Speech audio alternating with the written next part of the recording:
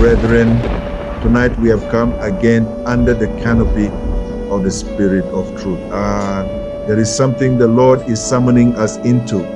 It is a call not to faint, not to collapse under the pressure of this age, not to surrender to the seduction of slumber, but to stay alive in the Spirit. Because men ought always to pray and not to faint. You see, Jesus, our pattern man, he gave a parable, not to entertain, but to reveal a spiritual law. Because in the kingdom, nothing just happened. Prayer is the legal instrument through which heaven invades the earth. Prayer is the ladder that angels ascend and descend upon. If you don't understand this thing, you would think prayer is an option, but it is not. It is a necessity for survival. 1, the reality of fainting. Let us not pretend there's a weight in this life. There is pressure in this age. Even Jesus in the Garden of Gethsemane, the Bible said his soul was sorrowful even unto death. He was not praying because it was nice. He was praying because it was necessary. And that's why the Bible didn't say men should pray sometimes. It said always. Because fainting is a possibility. Listen to me. The devil is not afraid of your titles. He is not moved by your church attendance. But when a man begins to travel on the wings of prayer, he starts becoming a terror to darkness. Men ought always to pray. 2, the protocol of always. What does it mean to pray always?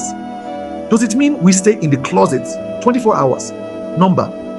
But it means our spirit is ever connected, like a burning censer before the throne. It means there is no time the devil will knock on your door and meet you prayerless. Some of us, we know how to quote scripture. But when last did your voice echo in Zion? When last did you generate enough energy in the spirit to move things in your family? When last did you pray? Not for bread, not for shoes, but until your heart aligned with the burden of God. You see, this generation is fainting because we stop praying. We have conferences, we have lights, we have social media likes, but we are fainting because men ought always to pray.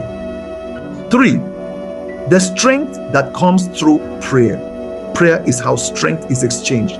They that wait upon the Lord shall renew their strength. There is an economy of strength that opens up when men begin to pray consistently. The apostles knew this. That's why they said, we will give ourselves to prayer and to the ministry of the word. Not games, not hustling, prayer. Because every revival begins with prayer. Every move of God is born on the floor of intercession. I remember those days when we prayed until heaven opened. We prayed until people were convicted without preaching because the atmosphere had been saturated. Now we try to impress men with English, but the Spirit is not impressed by grammar. He moves where he finds incense, and incense is prayer. The warning against fainting. The problem with fainting is that it happens quietly. You don't know when the light went out until you try to cast out devils and they laugh at you. You don't know you fainted until the temptation comes and there is no strength to resist. Many of us, we have fainted. But tonight, God is calling us back to the place of incense, back to the place of fire, back to the place where you wake up in the night and your tongue begins to burn. Where you say, this house shall be called a house of prayer, because if you do not pray, you will faint. 5, the call to rebuild the altar.